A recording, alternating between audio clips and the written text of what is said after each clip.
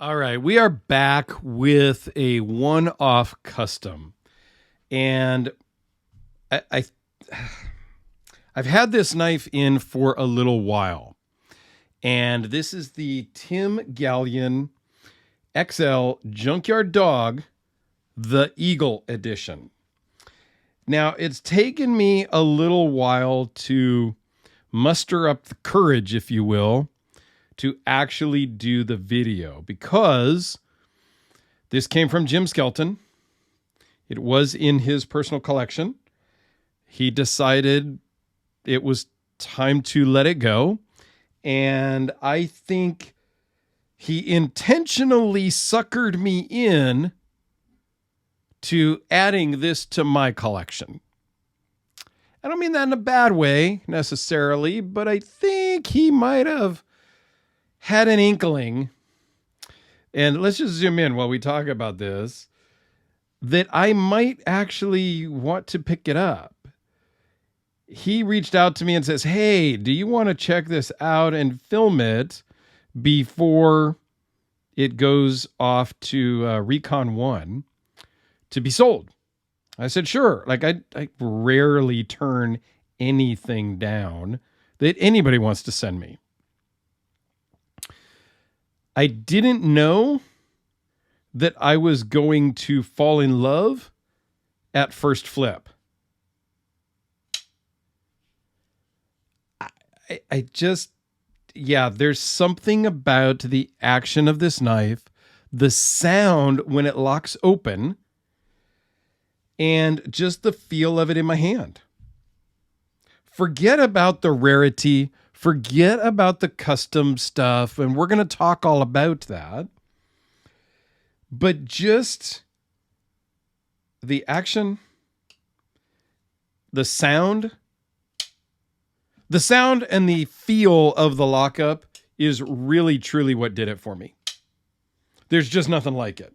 It's a thwack. Like I'm here and I'm not playing. I am here to dominate the room, dominate the table. That's what it says to me, and that's how I feel. So I had to pick it up before we send it off to Recon 1. So it's not going to Recon 1. It's the bottom line. So let's talk about the size really quickly. And I'm not going to go into all the details, all the specs, but this is a big knife. 5 5/8 closed, 10 inches overall. Okay, your blade is 4.3. It is CPM 154, and it weighs in at 7.7 ounces. So this is not for the light of heart. This is not for the wimpy kids, if you will. Okay. The amazing thing about this, even with that drop shut action, the way it fires, this thing is on phosphor bronze washers. It's crazy. Absolutely amazing. Modified sheep's foot blade. Let's give you a close-up walk around the whole thing really quick. Hand rub satin finish. Now there are some scratches on it that you may or may, there we go. If you look right in here, there's some scratches across the blade and similar on the other side, but it only shows up in the right light. Outside natural light, yeah, they kind of glare a lot more. Trying to show, but you can kind of see right in here. I don't care. It's fine. I carry it. I'm going to use it. It's going to get scratched anyway. It's okay. I don't really care. I've talked to the previous owner. He doesn't know exactly what happened or how it got scratched. Long story short, it did. Whatever. I'm good with it. So Tim Galyean is the maker. He has not made a lot of the Junkyard Dog customs. He did some design work with Kershaw.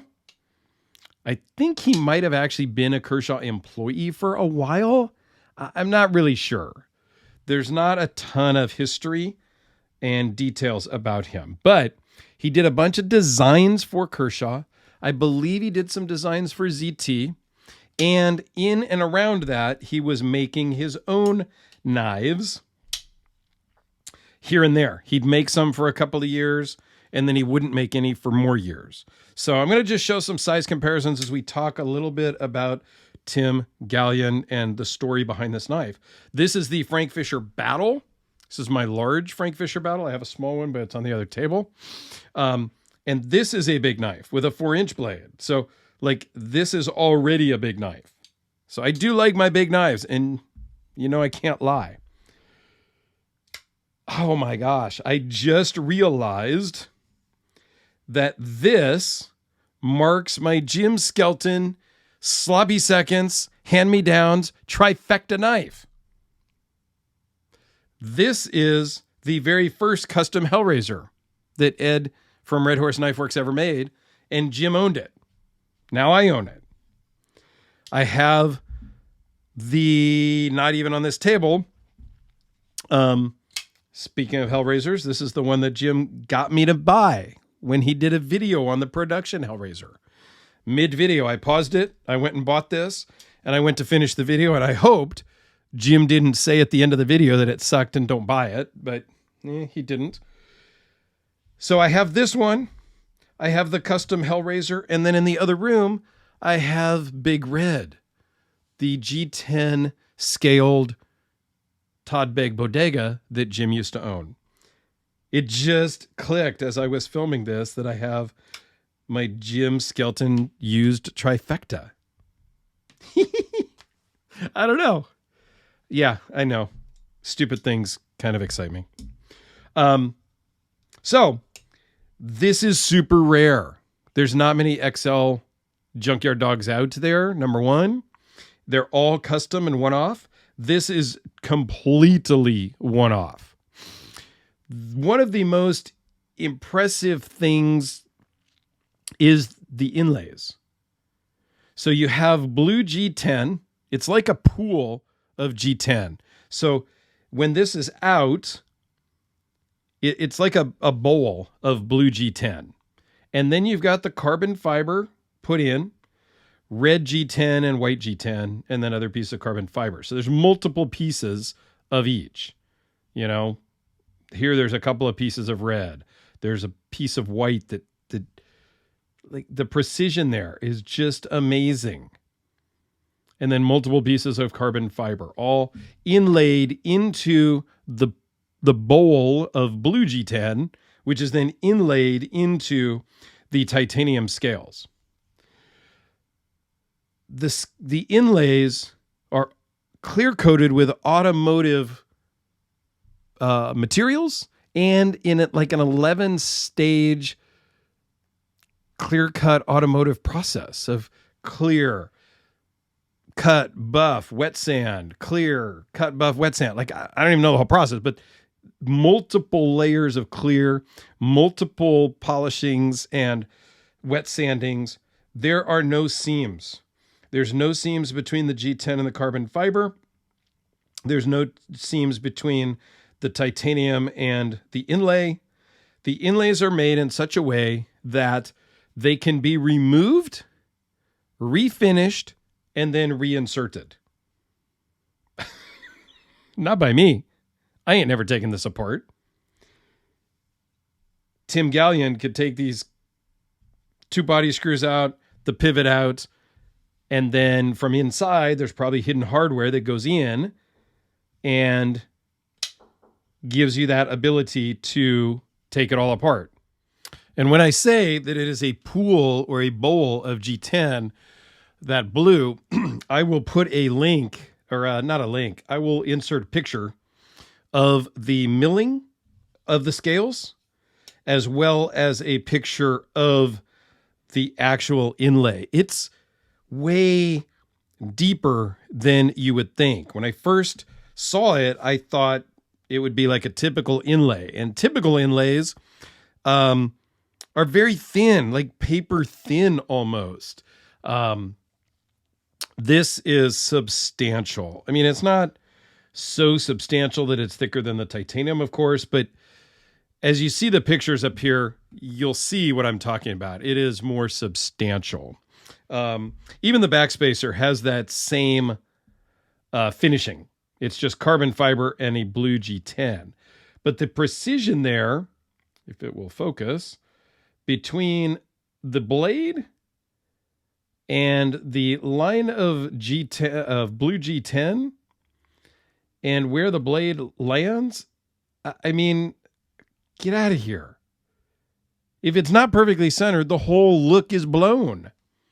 But fortunately, it is beautifully put together, and I'm honored to have been able to add this to my collection. Now, I may have talked about a lot of great, awesome things. Two little nitpicks. One I can kind of fix. The other one, it just is what it is. So the one I can kind of fix, this drop shut and the bounce is more drop shut than I prefer. That's a personal preference. Some people want the drop shut. Some people want a little bit slower controlled drop. Whatever. I can crank on the pivot just a little bit and slow down that drop. Sure. The other thing that I don't necessarily think is a negative is the pocket clip. It is a little bit tight. It does go into your pocket and out of your pocket. It works fine, but to me, it's a little bit tight. Now, when I've talked to a couple of people, the original owner, and I don't know if I talked to Jim about the pocket clip, but the original owner, I have talked to him, and he goes, yeah, it's a little tight, but it's good. It's a big knife. It's 10 inches. It's a big knife. It's got some mass to it. You don't want it falling out of your pocket.